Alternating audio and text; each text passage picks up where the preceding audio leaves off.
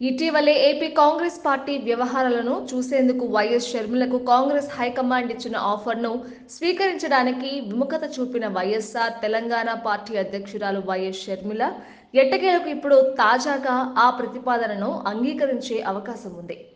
తెలంగాణ కాంగ్రెస్ విజయంతో PCC chief Revanth Reddy ముఖ్యమంత్రిగా బాధ్యతలు చేపట్టడంతో తెలంగాణలో తన పాత్ర ఏమీ లేదని, అందుకే తన రాజకీయ మనుగడ కోసం ఆంధ్రాకు స్థావరం మార్చుకోవడం తప్ప మరో మార్గం లేదని షర్మిల గ్రహించినట్లు పార్టీ వర్గాలు చెబుతున్నాయి.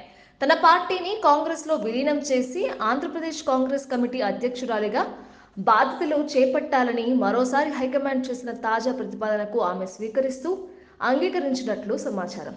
ఆంధ్రప్రదేశ్ కాంగ్రెస్ బాధ్యతలు అప్పగించే ముందు షర్మిలను కర్ణాటక నుంచి రాజ్యసభకు నామినేట్ చేస్తారని పార్టీ నాయకత్వం హామీ ఇచ్చినట్లు సమాచారం. వ్యూహంలో భాగంగా ఆంధ్రప్రదేశ్లో కాంగ్రెస్ 2 భారీ సభలను నిర్వహించే బాధ్యతను షర్మిలకు అప్పగించారు. విశాఖ ఉక్కు ఆంధ్రుల హక్కు అనే నినాదంతో విశాఖపట్నం స్టీల్ ప్లాంట్ కార్మికులకు సపోర్ట్గా ప్రియాంక గాంధీ భారీ ర్యాలీలో ప్రసంగించనున్నట్లు తెలుస్తోంది. ఆమె ఇకపై కాంగ్రెస్ పార్టీలో క్రియాశీలక పాత్ర పోషిస్తారని భావిస్తున్నారు. వచ్చే అసెంబ్లీ ఎన్నికల్లో స్టార్ క్యాంపెయినర్గా వ్యవహరించే బాధ్యతను కూడా ఆమెకు అప్పగించినట్లు సమాచారం. మరిన్ని అప్డేట్స్ కోసం మా కాయ్ టీవీని సబ్స్క్రైబ్ చేసుకోండి. మా వీడియో కనుక మీకు నచ్చినట్లయితే లైక్ చేయండి, షేర్ చేయండి. మీ విలువైన అభిప్రాయాలను కామెంట్ బాక్స్లో తెలియజేయండి.